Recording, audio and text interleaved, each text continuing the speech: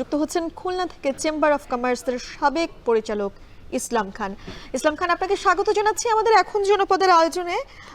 আপনার কাছে আসলে জানতে চাই, আজ দুপুর ৩টা নাগাদ তো ২০২৫-২৬ অর্থ বছরের বাজেট ঘোষণা করেছেন অর্থ উপদেষ্টা, এবং সেখানে আসলে বর্তমান পরিস্থিতি মোকাবেলায় আপনার কাছে কি মনে হয়, এই যে ঘোষিত বাজেট কতটা সহায়ক হবে বলে আপনি মনে করেন, কিংবা কতটা ব্যবসায়ীদের জন্য ব্যবসা বান্ধব বা ব্যবসায়ী বান্ধব হয়েছে?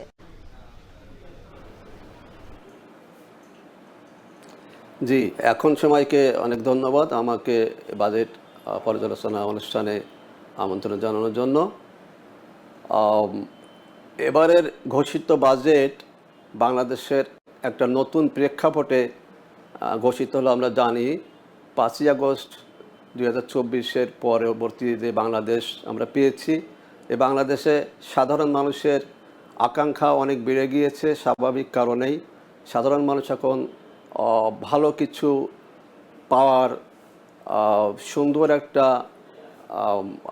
সমতাভিত্তিক বাংলাদেশ পাওয়ার আকাঙ্ক্ষায় যখন আগ্রহ নিয়ে অপেক্ষা করছে, সেই পরিস্থিতিতে অন্তর্বর্তী সরকারের পক্ষ থেকে আজকে দুপুরে ২০২৫-২৬ সালের বাজেট ঘোষণা করা হয়েছে। ৭,৯০,০০০ কোটি টাকার বাজেট।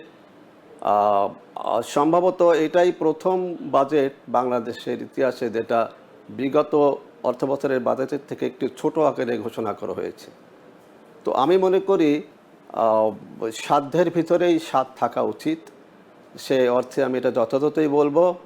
এই বাজেটের উল্লেখযোগ্য দিক বেশ কিছু আছে। তার ভিতরে আমি বলতে চাই, জুলাই অভ্যুত্থানে যারা শহীদ হয়েছেন এবং যারা আহত হয়েছেন তাদেরকে এই বাজেটের মাধ্যমে যথেষ্ট মূল্যায়ন করা হয়েছে। পাশাপাশি বাংলাদেশের মধ্যবিত্ত, নিম্ন মধ্যবিত্ত এবং অতি দরিদ্র গোষ্ঠীর কথা এই বাজেটে মূল্যায়ন করা হয়েছে। আমরা লক্ষ্য করেছি যে ঘোষণা করা হয়েছে বিদ্যুতের দাম বৃদ্ধি করা হবে না। আর আমরা লক্ষ্য করেছি এলএনজি ও ক্রুড অয়েলের শুল্ক কমানোর প্রস্তাবনা আছে। তো এই সমস্ত বিষয়ের সঙ্গে সরাসরি অর্থনীতির সম্পর্ককৃত, এরপরে নির্ভর করে দ্রব্যমূল্যর উঠানামা, এগুলোর উপরে অনেকটাই নির্ভর করে।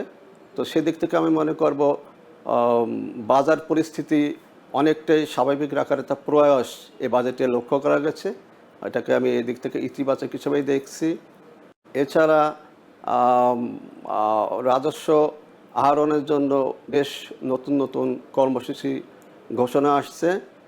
আমরা দেখছি যে আয়করের বিষয়ে আয়কর নীতিতে বেশ কিছু পরিবর্তন আনা হয়েছে, এবং এখানেও জুলাই অভ্যুত্থানে যারা সংশ্লিষ্ট ছিল, যাদের কারণে আজকে যাদের ত্যাগের বিনিময়ে আজকের এই বিশেষ বাংলাদেশে আমরা উপনীত হয়েছি, তাদেরকে সেখানেও মূল্যায়ন করা হয়েছে। আপনাকে আরেকটি প্রশ্ন করতে চাই।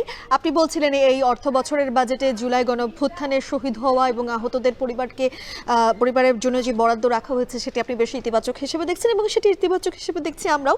আপনার কাছে দ্বিতীয় যে প্রশ্নটি করতে চাই সেটি হচ্ছে, ঝড় জলোচ্ছ্বাসের সময়, প্রাকৃতিক দুর্যোগের সব সময় ঝুঁকিতে সব থেকে বেশি থাকে খুলনা অঞ্চল। সেই খুলনা অঞ্চলের দুর্যোগ মোকাবেলায় বাজেটে অর্থ বরাদ্দ নিয়ে কতটা সন্তুষ্ট চেম্বার অফ কমার্স? জি, খুলনা অঞ্চলের জন্য বিশেষ কোনো বরাদ্দ আমি পরিলক্ষিত করিনি। খুলনা অঞ্চলে বাংলাদেশের তৃতীয় বৃহত্তম শহর খুলনা, কিন্তু সেই অর্থে খুলনাকে এই বিগত দিনের সরকারগুলো সেভাবে মূল্যায়িত হতে আমরা দেখিনি, এবং এবারও আমরা বেশ খানিকটা আশাহত। কারণ খুলনা তৃতীয় বৃহত্তম শহর হিসেবে আমরা অনেক কিছুই বেশি আরও আশা করেছিলাম, আশা করতেই পারি।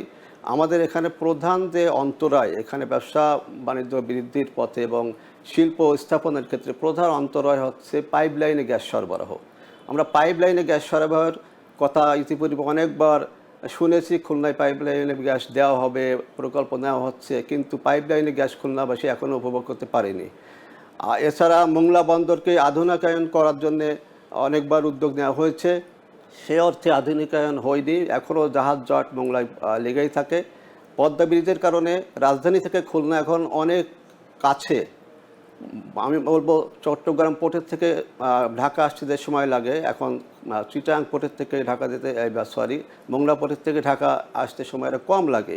এবং এছাড়া উত্তরবঙ্গের সাথে খুলনার এই বন্দরের একটা অনেকটা বন্দর ব্যবহার করে অনেক মালামাল আনা নেওয়া করা হয়, কিন্তু মোংলা বন্দরকে আধুনিকরণ করার জন্য বিশেষ কোনো বরাদ্দ এখানে আমরা দেখছি না। এগুলো থাকা উচিত বলে আমি মনে করি। এছাড়া খুলনার বিমানবন্দর, খুলনা একটা বিভাগীয় শহর, এখানে বিমানবন্দরের একটা জায়গা আছে, অনেক আগে থেকে এই জায়গাটা অ্যাকোয়ার করা, বাট বিমানবন্দর কিন্তু আমরা সেই সুবিধা উপভোগ করতে পারিনি। কিছু মাটি ভরাটের কাজ করার পরে সে থমকে আছে। এ ব্যাপারে আমি বর্তমান অন্তর্বর্তী সরকারের যারা দায়িত্বে আছেন বাজেট সংক্রান্ত বিষয়ে তাদের দৃষ্টি আকর্ষণ করছি, বিশেষ করে খুলনা নিশ্চয়ই বলতে চাচ্ছেন। ইসলাম খান, আপনাকে ধন্যবাদ আমাদের সঙ্গে এখন জনপদের আয়োজনে যুক্ত হবার জন্য।